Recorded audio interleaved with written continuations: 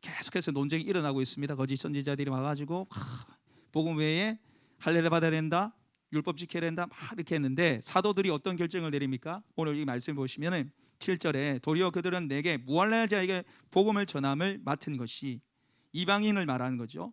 유대인을 제외한 사람들에게 복음, 예수의 십자가로 충분하다 그렇게 전한 것이 베드로가 할례자에게 맡은 것과 같음을 보았고, 이게 베드로가 전한 복음과 바울이 전한 복음이 같았다는 거예요.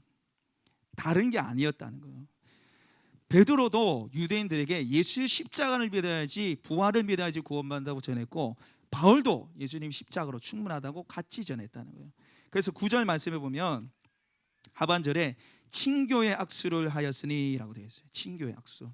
우리가 이렇게 악수하잖아요. 집사님 반갑습니다, 장로님 반갑습니다, 인사를 하는데, 우리 친교의 악수라는 것은 너나 나랑 동력자고 같은 마인드를 가지고 같은 복음을 가지고 달려나간다는 뜻이에요.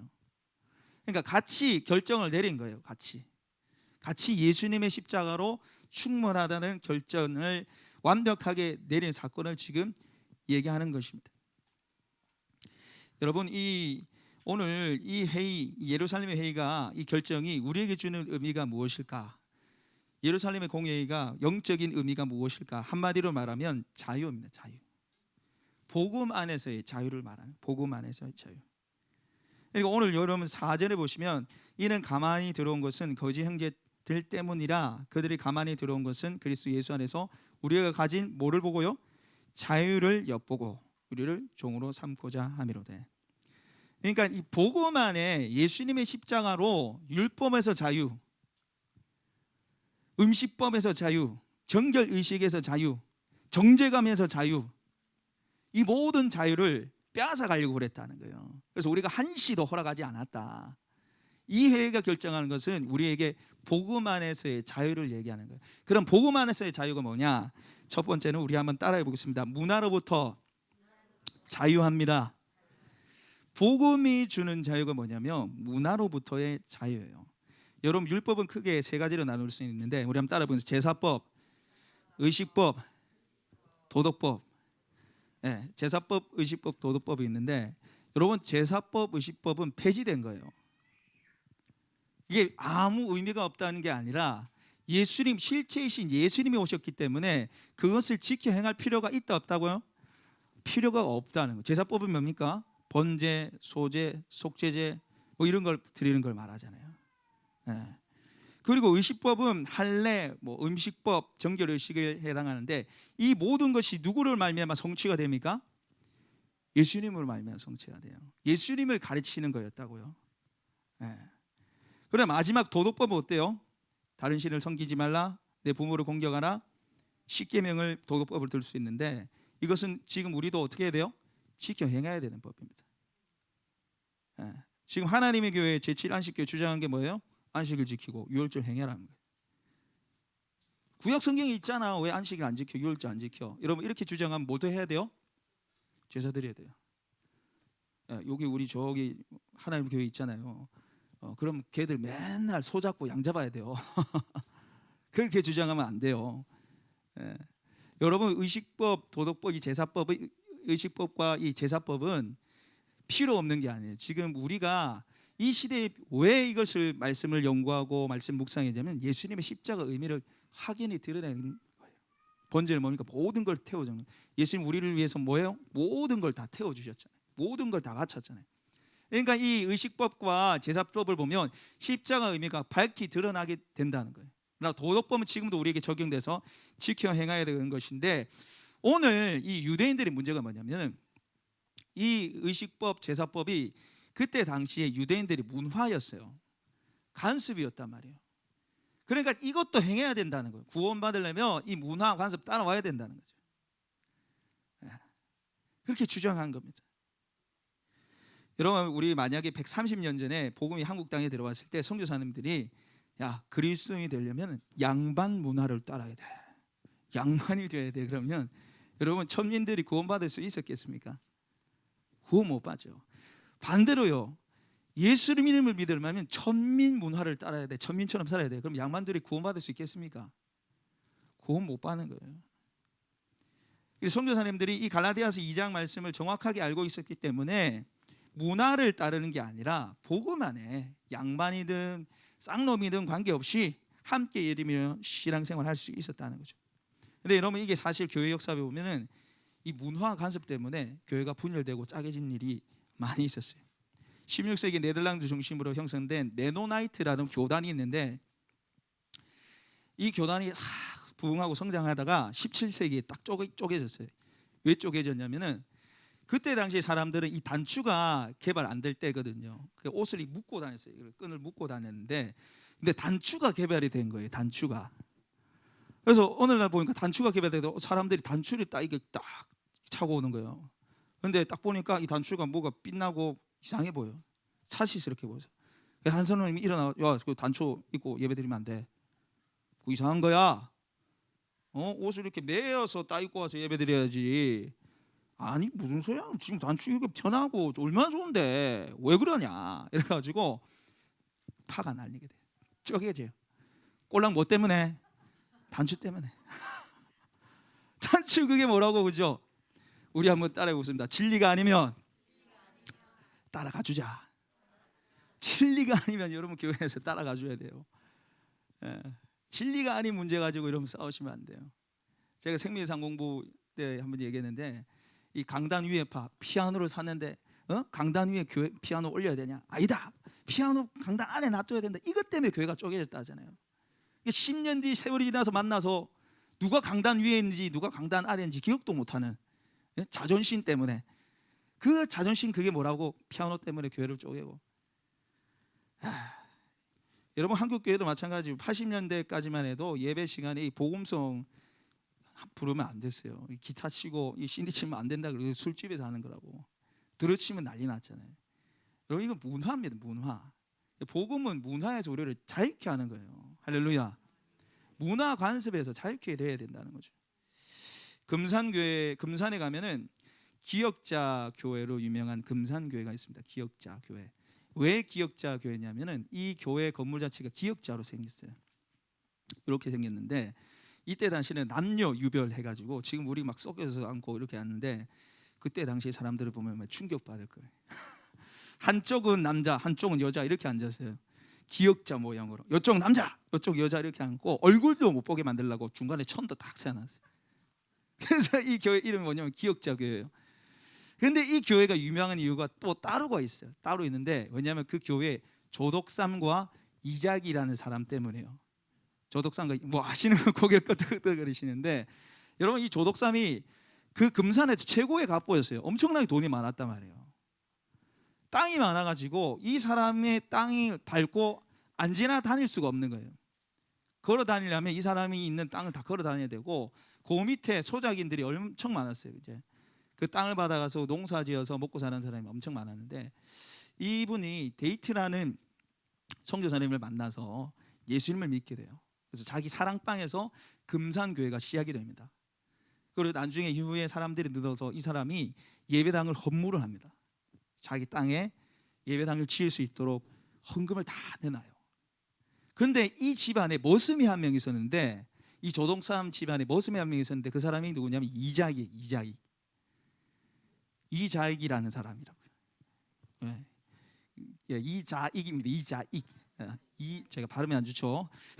이자익이라는 사람이 모습인데, 이 양반하고 모습이 같이 교회를 다니는 거예요.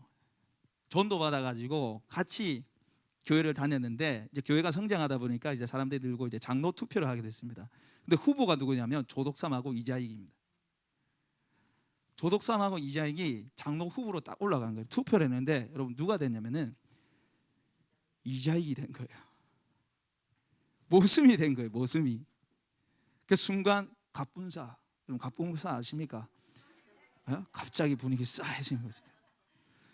분명히 조덕삼이 될 줄 알았거든요. 왜냐하면 조덕삼은 갑보고 교회까지 지어준 사람이잖아요. 양반에다가. 근데 이자익은 뭐예요? 모슴이잖아요. 모슴. 그 집에 모습이 됐다고요. 갑자기 분위기 싸해지면서 사람들이 막 술렁거리기 시작하는 술렁거리기. 야, 큰일 났다. 지금 난리 나겠는데. 어쩌나 이랬을 때 조덕사님이 성도들 앞에서 큰 소리로 외쳐 이렇게 말했습니다. 우리 금산교회는 참으로 훌륭한 일을 해냈습니다. 저희 집에서 일하고 있는 이자익 영수는 저보다 신앙의 열의가 대단합니다. 참으로 감사합니다. 나는 하나님의 뜻을 겸허히 받들어 이자익 장로를 잘 받들고 더욱 교회를 잘 섬기겠습니다. 이렇게 얘기했어요. 자기 집 모습이 장로가 된 것을 너무 교회에서 잘한 일이라고, 내가 이 장로님을 받들어 섬기겠다고 이렇게 얘기를 하는 거예요. 그래서 상도들이 막 감동의 박수를 막 치고, 여러분 참 이게 아이러니한 게 집안에서는 주인하고 모습이에요. 근데 교회 가서는 장로와 평신도예요. 얼마나 아이러니합니까? 그런데 2대 장로로 이 조덕삼 씨가 되는데, 장로가 된 이후에 이 이자익 장로님을 평양 신학교에 보내요. 목사님 만들어준단 말이에요. 모든 재정을 다 넣어줘요. 필요한 재정, 학비 다 대줘요. 그래서 목회자가 되는데, 참 이 사람 참 대단한 게, 목사님이 되자마자 이 이자익 목사님을 금산교회 초빙을 청빙을 자기 담임 목사님 세워요. 자기 담임 목사님을 세워서 이분이 대한예수교 장로회 13대 총회장으로 당선까지 됩니다. 그리고 장로교 역사상 총회장 재임한 적이 한 사람도 없었는데, 이 이자익 목사님이 3번을 총회장 3번을 해요. 제가 인터넷 뒤져보니까 이 이자익 그 후손들이 이 조덕삼 후손을 만나가지고 우리 아버지 받아주셔서 너무 감사하다고 지금까지도 이렇게 잘 지내고 있더라고요. 지금까지 이렇게 잘 지내고 있더라고요. 사랑하는 여러분, 우리 교회가 참 이런 교회 되길 소망합니다. 자신의 생각, 고집을, 문화를 내려놓고 그 사람의 배경, 출신, 그게 뭐가 중요하겠어요? 여러분 오늘 이 말씀해 보셔도 6절에 보십시오. 유력하다는 자들 중에 본래 어떤 이들은 내게 상관이 없으며 하나님은 사람을 외모로 취하지 아니하시나니. 외모로 취하지 않는다는 거죠. 그 사람의 학벌, 그 사람의 뭐 돈, 그걸 가지고 하나님이 사람을 평가하지 않는다라는 것입니다. 여러분 우리 교회 이름이 주안의 교회인데요, 제가 늘 이 전화를 하면은 아내의 자로 생각해요. 그래가지고 사랑의 자입니다. 사랑의 자, 사랑의 자 바깥의 자입니다. 자 그렇게 얘기하는데, 우리 교회가 여기 이제 세워진 지 얼마 안 돼서 간판을 딱 이게 해놨는데, 요 앞에 세잔베르체 이제 그 경비분하고 제가 잘 지내요. 저보고 천사라 그래요. 천사 아닌데 항상 날개 어디 있냐고 맨날 그러시는데 얼마 안 돼가지고 우리 교회 간판을 딱 보더니 이름 좋네, 이름 좋네. 그 애자가 마음에 든다고, 자기 애자가 사랑이 가득할 것 같다고 너무 이름 좋다고 계속 그러시는 거예요. 여러분 우리 교회 안에 이 모든 문화, 관습, 외모를 초월한 하나님의 사랑 가득하기를 소망합니다. 하나님의 사랑이 가르쳐야 돼요. 좀 부족하고 연약한 모습이 있다라고 받아주고 겸손하게 그 사람을 섬길 수 있는 교회 되길 소망합니다. 두 번째로 복음해 주는 자유는 율법으로부터 자유예요. 우리 한번 따라해 보겠습니다. 율법으로부터 자유. 율법으로부터 자유를 주는 게 바로 복음이라는 거죠. 복음. 여러분 오늘 이 거짓 교사들이 말했던 율법을 지켜야 구원받는다, 이 말은 행위로 구원받는다는 것인데, 여러분 이 성경에 보면 율법의 조항들이 많이 있죠. 이거 해라, 저거 해라, 이거 하지 마라, 저거 하지 마라, 이렇게 나와 있는데, 십계명만 봐도 살인하지 말라, 거짓 증거하지 말라, 간음하지 말라, 얼마나 많이 있어요. 그런데 여러분 우리는 결코 이 율법들을 다 지킬 수가 없습니다. 여러분 율법으로 의롭게 되기 위해서는 율법 하나라도 어기면 안 돼요. 모든 계명들, 모든 율법들을 다 지켜야 됩니다. 근데 아이러니하게 율법을 지키면 지킬수록 우리가 무엇을 깨달아요? 지킬 수가 없다는 걸 깨달아요. 왜냐하면 율법은 죄를 깨닫게 하는 역할을 하거든요. 율법을 지키려고 해도 도저히 율법을 지킬 수가 없다는 것을 알 수밖에 없다는 거예요. 그래서 성경에 로마서 3장 10절에 뭐라고 얘기합니까? 의인은 없나니 하나도 없다고 말했습니다. 하나도 없다 말이에요. 여러분 우리가 종교개혁을 일으킨 마틴 루터 여러분 잘 아시죠? 이 사람이 하나님을 제대로 만나기 전까지는 엄청난 죄책감에 시달렸어요. 이분이 종교개혁을 일으키기 전에 수도원에서 수도승 생활을 했어요. 왜 수도승 생활을 합니까? 죄 안 지어보려고, 거룩하게 살려고 수도승 생활을 한 거예요. 여러분 거기에는 뭐 사유재산이 없어요. 자기 개인 재산이 없어요. 그럼 주는 대로 먹어야 되는 거예요. 욕심이 어디서 나겠어요? 비교할 게 없단 말이에요. 다 똑같이 먹고 똑같이 살아요. 근데 루터의 마음속에 뭐가 있어요? 계속 죄가 일어나는 거예요. 계속 죄가 생각나는 거예요. 그때 이때 당시에는 로마 가톨릭이 지배하는 시대였기 때문에 우리가 예수님의 보혈로 죄사함 받습니다. 할렐루야. 십자가문란 죄사함 받는데 이 시대는 신부님한테 찾아가지고 고해 성사에서 죄사함 받는다고 생각했단 말이에요. 그거 아니잖아요. 어쨌든 간에 루터가 하도 죄를 많이 지니까 이 신부님한테 계속 찾아가는 거예요. 신부님 죄 지었습니다. 무슨 죄? 또 있다가 좀 있다가 신부님 죄 지었습니다. 하루에 4번 5번 계속 찾아가는 거예요. 신부님이 너무 화가 나가지고 제발 한꺼번에 좀 온나 좀 쌓아놨다가 한꺼번에 좀 들고 온다고 계속 죄질 때만 들고 오는 게 힘들어 죽겠네. 하루 찾아오니까. 그런데 이 루터가 계속해서 말씀대로 살아보려고 노력해보는데 도저히 안 되는 거예요. 도저히 안 되는 거예요. 그래서 뭐가 찾아오면 자기 자신이 너무 싫은 거예요. 이 말씀대로 살아갈 수 없는 자기 자신이 너무 싫고 누가 싫어집니까? 하나님이 싫어져요. 아니 이렇게 지킬 수 없는 계명을 가지고 우리한테 줘놓고는 우리가 어떻게 살라고 진노하시고 심판하신다 그러는데 나보고 어떻게 하라고 하나님까지도 원망하는 그 지경에 이르게 됩니다. 그런데 그렇게 죄의 문제로 고통받는 중에 루터가 산타스켈라 계단에 가면 그 죄 사함의 은혜를 받을 수 있다는 소식을 들어요. 산타스켈라 계단이 28개로 되어 있는데 거기를 무릎으로 올라가면은 죄 사함 받을 수 있다는 소문을 들어요. 그래서 로마까지 가가지고 산타스켈라 계단을 올라가요. 뭘로? 무릎으로. 여러분 무릎으로 올라가면 어떻게 되겠어요? 계단을 하나 올라갈 때마다 입 맞추고 무릎 올라가고 무릎 다 까지죠. 피가 철철 나죠. 한 계단 두 계단 올라가면서 마지막 28째 계단까지 올라갔어요. 와, 나 재산 받았다. 여러분 이랬겠습니까? 아니에요. 여전히 죄 사함의 확신이 없어요. 여전히 마음이 너무 무겁고 힘든 거예요. 이 계단을 올라가면 해결될 줄 알았는데 안 되는 거예요. 안 되는 거예요. 그래서 루터가 똑똑했기 때문에 대학 교수로 이제 연임하게 되는데 거기서 로마서를 강의합니다. 그래서 탑방에 들어가서 로마서 말씀을 딱 묵상하는데 한 말씀이 이 인생을 완전히 바꿔요. 자, 로마서 1장 17절 말씀 찾아보겠습니다. 로마서 1장 17절 말씀.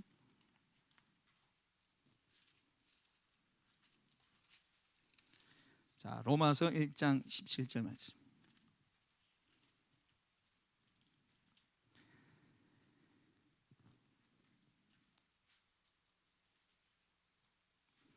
로마서 1장 17절 240페이지에 있습니다. 신약성경 240페이지 로마서 1장 17절 말씀 우리 같이 한번 읽어보겠습니다. 시작. 복음에는 하나님의 의가 나타나서 믿음으로 믿음에 이르게 하라느니 기록된 바 오직 의인은 믿음으로 말미암아 살리라 함과 같으니라. 아멘. 이 말씀이 루터의 인생 완전히 바뀌어요. 복음에는 하나님의 의가 나타나는데 믿음으로 말미암아 믿음에 이르게 한다. 바로 믿음으로 의롭다 하심을 얻는다. 이신칭의 교회를 그가 깨닫게 된 거예요. 내가 행동으로 행위로 말씀에 순종해서 의롭다함을 받는 게 아니라 예수님의 십자가를 믿고 예수님의 죄 사함을 믿고 그로 말미암아 내가 의롭다 하심을 받게 되는구나. 바울이 그걸 깨닫게 되는 거예요. 그때 바울이 이렇게 얘기합니다. 나는 수도승으로서 한점 부끄럼 없이 생활했다. 그럼에도 불구하고 나는 하나님 앞에 죄인이라고 느꼈기 때문에 마음이 괴롭고 나는 공의롭고 성난 하나님의 진노를 누그러뜨릴 자신이 없었다. 그러면서 나는 여전히 바울과 씨름하면서 그의 말의 의미를 계속 탐구했다. 그때 나는 하나님의 의란 하나님께서 의와 순수한 자비를 나타내사 우리의 믿음을 모시고 우리가 죄가 없다고 취급할 수 있는 하나님의 의를 발견했다. 여러분 우리가 의롭게 되는 것은 말씀을 지켜 행함으로 의롭게 되는 것이 아니라 예수님의 십자가의 피로 의롭게 되는 줄 믿습니다. 할렐루야. 우리가 말씀에 순종할 수 없어요. 우리는 늘 이 율법주의로 살아가요. 예수를 믿고 있지만 말씀에 순종하면 여러분 제가 갈라디아서 강의하면서 계속해서 말하는 게 뭡니까? 우리 안에 율법주의가 있어요. 내 안에 좀 잘 살면 좀 순종했다 하면 하나님 앞에 뭐 내가 칭찬받을 것 같고 사랑받을 것 같고 좀 못 살면 다 죄책감에 시달리고 그 모습이 우리 속에 있는 율법주의예요. 여러분 하나님이 우리를 의롭게 보십니다. 할렐루야. 예수님의 십자가로 통과해서 우리를 의롭게 보시는 거예요. 말씀의 순종은 구원받기 위해서가 아니라 구원하셨기 때문에 순종해야 하는 좀 있습니다. 그래서 우리가 율법의 노예가 아니라 십자가의 노예, 복음의 노예가 되어서 복음 안에 자유롭게 살아가시는 저와 여러분 되시길 소망합니다. 예수님이 십자가에서 완벽한 의를 우리에게 주신 줄 믿습니다.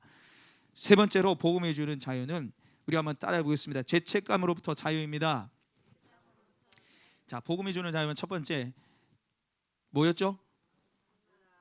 문화, 그 다음에 율법, 그 다음에 죄책감. 복음은요, 죄책감으로부터 자유예요. 여러분, 행위를 통해서 의료라고 하는 사람의 특징이 뭐냐면 늘 불안해요. 두려워요. 나한테 달려있잖아요. 내가 못하면 의롭지 못한 것이고 내가 못하면 나 구원 못 받는 거예요.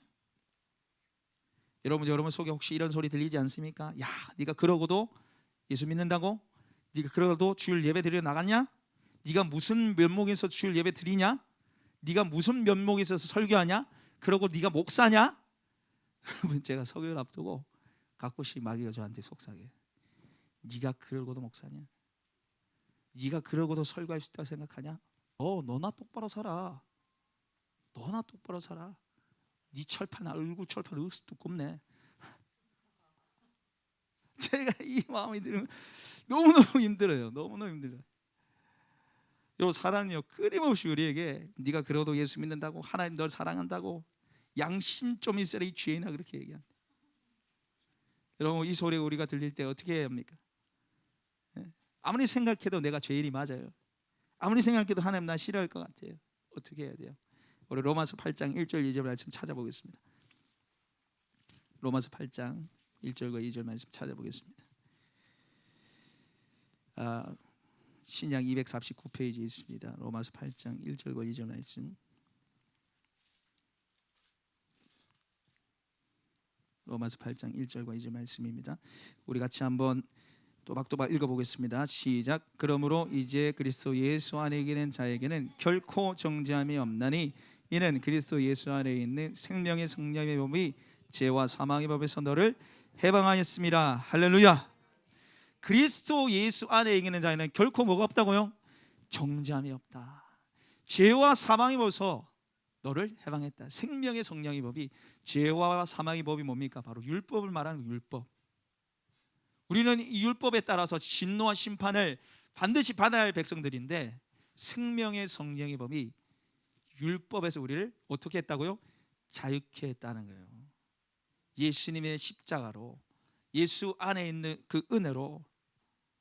그래서 우리가 나에게 죄 사함을, 은혜를 알면서도 여러분 회개해야 되겠죠, 그렇죠? 죄는 우리가 생각나는 대로 회개해야 합니다. 그러나 내가 죄를 고백하겠는데, 죄를 회개했음에도 불구하고 여전히 내 안에 죄책감이 든다. 우리가 어떻게 해야 되겠습니까? 말씀을 붙잡고 여러분 선포하셔야 돼요. 자, 우리 가슴에 손을 한번 얹겠습니다. 우리 한번 따라해 보겠습니다. 죄책감을 주는 사탄 마귀는 떠나가라. 정죄감을 주는 사탄 마귀는 떠나가라. 예수님이 나를 깨끗게 하셨다. 예수님이 나를 거룩게 하셨다. 나는 예수님으로 의로운 자다. 나는 예수님으로 거룩한 자다. 할렐루야. 여러분, 죄책감 들 때마다 선포하세요. 그리스도 예수 안에 있는 자에게는 결코 정죄함이 없다 그러잖아요. 하나님이 의롭다 하셨는데 누가 감히 정죄할 수 있습니까? 하나님이 의롭다 하잖아요. 하나님 여러분 거룩하다 하잖아요. 그 누구도 정죄할 수 없어요. 나도, 너도, 사탄 마귀도.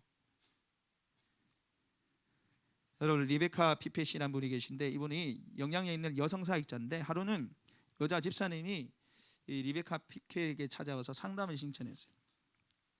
이분이 중년 여성에 애가 4명이 있는 여자분이었는데, 청년일 때, 지금 남편과 함께 청년일 때 만났는데 모르고 실수로, 아니 죄로 사고를 친 거예요. 넘지 말아야 할 선을 넘어버린 거예요. 임신해버린 거예요.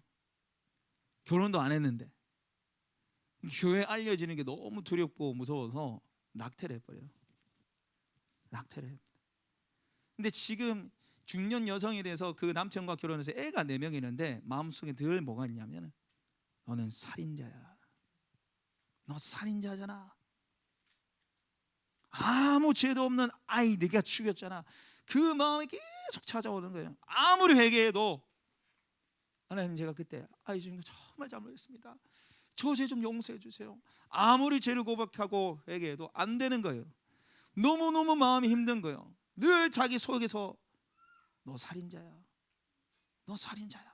그 마음이 계속 찾아오는 거예요. 이게 리베카 빅페에게 찾아가서 그 얘기를 하면서 눈물을 펑펑 흘립니다. 그래서 이분이 여성 사기자가 이야기를 다 듣고 이렇게 얘기합니다. 집사님, 뭘 그렇게 괴로워하세요? 집사님 때문에 사람 죽은 거 처음 아닐 텐데요. 벌써 두 번째 살인 아닌가요? 그러니까 이 집사님 뭔 소리야? 어?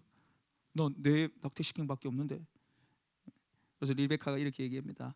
저나 집사님이나 예수님의 죽음에 책임이 있는 사람입니다. 집사님의 죄가 예수님을 죽인 겁니다.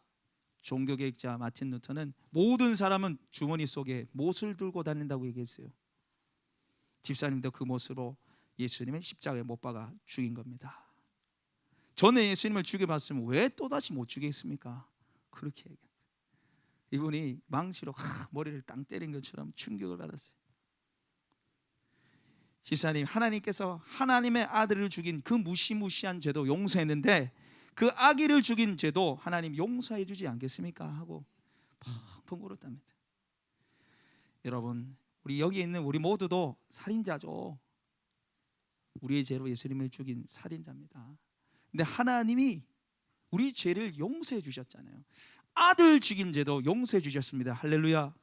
아들 죽인 그 어마어마한 죄도, 그 무시무시한 죄도, 그 최악의 죄도 주님이 용서해 주셨어요. 그렇다면 우리의 모든 죄 용서해 주지 않겠습니까? 여러분, 하나님을 믿으시기 바랍니다. 이미 여러분의 모든 죄를 용서하신 하나님을 여러분 믿고 신뢰하시기 바랍니다. 그래서 용서하신 그 죄 다시 꺼내지 좀 마세요. 다시 좀 들춰내지 좀 마세요. 하나님이 여러분의 모든 죄악을 덮었듯이 여러분도 다 덮으시길 바랍니다. 미가서 7장 19절에 이렇게 얘기합니다. 다시 우리를 불쌍히 여기사 우리 죄악을 발로 밟으시고 우리의 모든 죄를 깊은 바다에 던지시리이다. 할렐루야. 우리 죄악을 발로 밟으시고 우리 죄를 깊은 바다에 던지셨다고 얘기합니다. 누구도 찾지 못하도록, 누구도 꺼내보지 못하도록 깊은 바다에 던졌다고 얘기하세요. 그리고 그 바다 앞에 예수님이 하나님 팻말 딱 붙이시죠. 출입금지, 낚시금지. 다시 들춰내지 마, 다시 보지 마, 내가 용서했어. 여러분, 용서하신 그 죄 다시 꺼내지 마시고 들춰내지 마시고 하나님의 용서와 사랑을 믿고 자유하시길 바랍니다. 주님은 여러분을 모든 죄에서 자유케 하셨어요. 과거, 현재, 미래 모든 죄도 용서하셨습니다. 그 은혜 가운데 복음이 주시는, 예수님이 주시는 자유 가운데 살아가시는 저 여러분 되시길 소망합니다.